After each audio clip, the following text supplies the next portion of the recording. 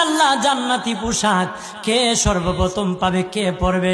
নবী বলেন, আয়েশা রে, জান্নাতি পোশাক সর্বপ্রথম আমি রাসূলুল্লাহ পাবো, কিন্তু আমি নবী সর্বপ্রথম পরব না। সর্বপ্রথম ইব্রাহিম খলিলুল্লাহকে জান্নাতি পোশাক পরানো হবে। কেন জানুনি?